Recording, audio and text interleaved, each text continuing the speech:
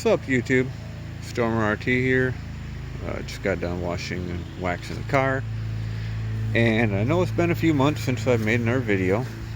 Last video I had was talking about Alexa in your vehicle. And I happen to have, I know I was supposed to do this a while ago, but I do happen to have the Echo Auto now. So I just want to compare Echo Auto to the Roviva. Last video was about the Roviva, and it does everything that basically Alexa can do. Close the door.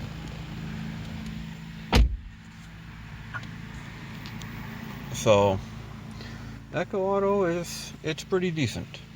It can handle the playlist well, it can handle the music well, but unfortunately it seems like every time I start the car, even if I just go down to the liquor store, pick up a six-pack, I pretty much wind up having to ask it to continue my music. Now,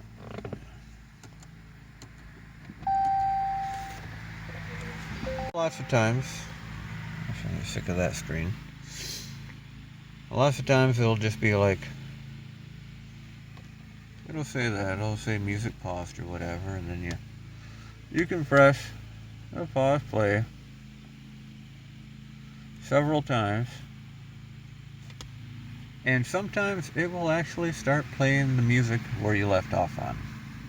Most of the time it doesn't. You pretty much almost every time have to ask Alexa, sorry, never mind, to continue the music or shuffle the music, which pretty much makes her start over. Sometimes you can be like, Alexa, resume. Now it doesn't show anything on there.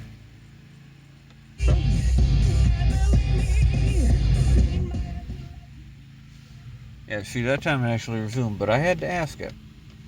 And that's the thing that's kind of disappointing, is having to pretty much sit here by myself in the car and look like I'm talking to myself, asking Alexa to resume my music.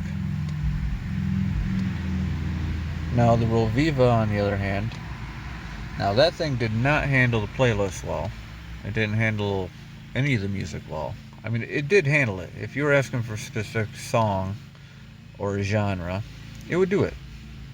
It would do it fine.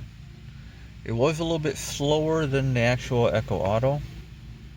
Echo Auto does actually respond a lot faster, and contrary to what like the instructions say, when you ask her something, it says to wait until you hear the ding and then ask. But you can pretty much, once you see that blue light flashing, just ask away. Because you may be even done asking before you hear the bunk in the background on the stereo, but she'll still do what you want her to, without having to wait for like the response timer kind of thing. Roviva was pretty much close in the same aspect as that. You didn't actually have to wait. As soon as you saw the blue light flashing, you could go ahead and ask it to do what you wanted it to do. And then that's the Roviva.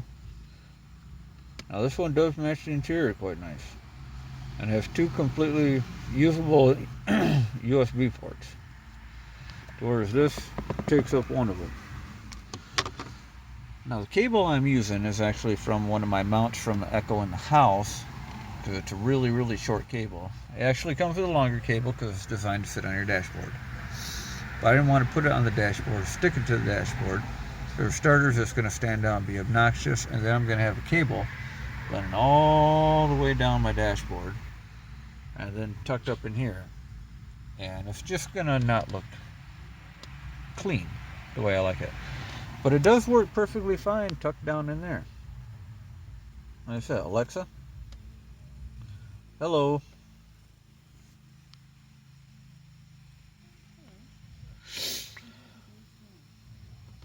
I am having a nice day, thank you. But yeah, like I said, it does respond a bit faster. It handles the Amazon Music well.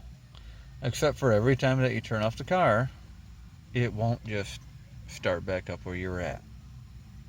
I say I can't really tell much from here because all it does is show my actual phone name. It doesn't show any information. Some other cars I'm sure probably do. I said this is a 2014, so even though it's pretty technically advanced for 2014, I think. But probably a lot of the newer cars might actually like show the information that's coming through the phone, whereas mine doesn't. But it's not that big of a deal to me. So, like I said, I'm on the fence about this. I don't know which is actually better. You got the actual auto, which handles the music and everything really nicely, except for the fact that you pretty much have to either keep pressing play pause on the screen to get it to continue on after you stop off for like 5 minutes to run into the gas station. Now, the Roll-Viva, most of the time, I'd hop out from the store and start up the car, and after about 10 seconds, it would just start continuing off from the song I was just listening to. So, I don't know, maybe this is better. It's a tough call because Echo is only $25 for the auto, but it's supposed to be $50, but it's always only listed at $25. But you have to wait like up to a year to get it. Now this one's $70, and it does have a nice clean form factor, and it did tuck away nicely in the cigarette lighter. Didn't take up any space. But that you can get in 2 days, or depending on where you live, you can probably get it in 1 day. But that Roll-Viva doesn't handle the music very well, to whereas it always wants to start off in the same song and it wants to continue on in the same order damn near every time, regardless of if you ask it to shuffle or not. But I don't know, I guess it's up to personal taste on this. I mean, both of them do the same thing when it comes to GPS and all that stuff, or turn on your lights in your house, or unlock your door for you, that kind of stuff. They both do it exactly the same, just as any other Alexa device. So it's, like I said, it's a toss-up. I'm sure the Echo will get updated as more of them roll out and they become more popular. They will get more and more updates, which will probably surpass the Roll-Viva and any other manufacturer for that matter. But the thing that drives me nuts is the fact that I have to keep asking Alexa to play my music. Alexa, shuffle my music every time I start the car, even if it's only been a couple minutes. Roll-Viva, I'm not sure on the time frame, but I've noticed that, I've gone into a store for about a half hour, and when I came back out and started up the car, after about 10 seconds, it started off the song I was listening to right where I left off at. The Echo absolutely will not do it, no matter what. You can leave your screen sitting there on the Bluetooth mode forever, and it will not do it.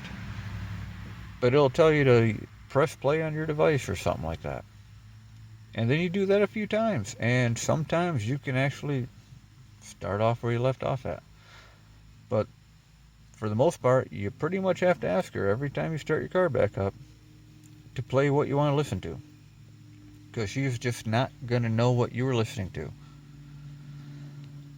The Roll-Viva, on the other hand, actually remembers, but it just wants to play stuff in its order as it sees fit every time.